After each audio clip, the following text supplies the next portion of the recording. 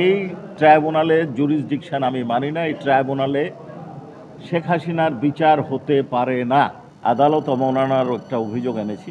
তিনি একজন সিনিয়র আইনজীবী এবং বিএনপির চেয়ারপারসনের উপদেষ্টা, সেই সাথে উনি আগামী জাতীয় সংসদ নির্বাচনের একজন সংসদ সদস্য প্রার্থী। 23 নভেম্বর চ্যানেল 24-এর একটি টক শোতে অংশগ্রহণ করেছেন এবং উনি বলছেন যে আমি শুরু থেকে বলছি, এখনও বলছি, যদি না বলে থাকি তাহলে ভুল বলেছি।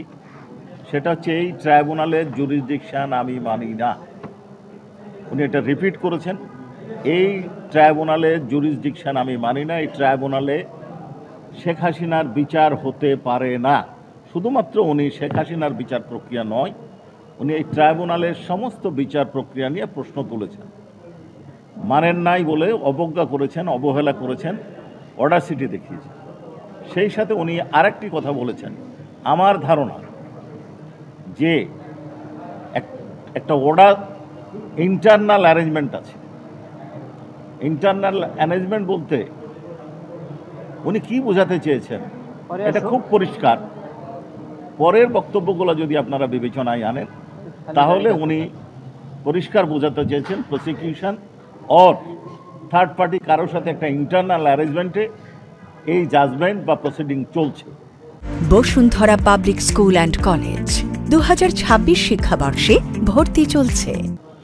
এইটা একটা বিচারকের জন্য, একটা বিচারালয়ের জন্য এবং যারা বিচার প্রার্থী তাদের প্রতি চরম অবজ্ঞাসূচক বক্তব্য, বিশেষভাবে বিচারকদের প্রতি অবমাননা করে।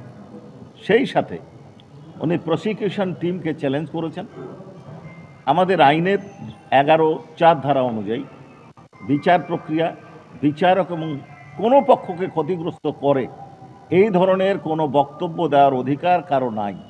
এই ক্ষেত্রে যদি তারা এ ধরনের কোনো বক্তব্য প্রদান করেন, অনারেবল ট্রাইব্যুনাল কোনো আবেদনের ভিত্তিতে অথবা সোমোটো একটি শোয়িং কজ অর্থাৎ তাকে নোটিশ দিয়ে তার কারণ দর্শানোর সুযোগ দিয়ে তার বিরুদ্ধে ব্যবস্থা নিতে পারেন এবং সর্বোচ্চ শাস্তি হিসাবে 1 বছরের বিনাশ্রম কারাদণ্ড এবং 5,000 টাকা জরিমানা অথবা 5,000 টাকা জরিমানা অথবা দুটোই দিতে পারেন।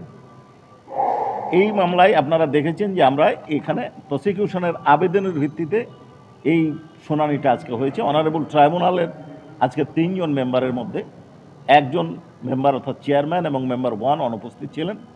চেয়ারম্যান এবং মেম্বার 1-এর অনুপস্থিতিতে মেম্বার 2 শুনানি করে বলেছেন যে যেহেতু একটা সিরিয়াস অ্যালিগেশন, সিরিয়াস ম্যাটার, এই জন্য আমি চাচ্ছি যে অন্তত চেয়ারম্যান সাহেবের উপস্থিতিতে এই শুনানিটা হোক।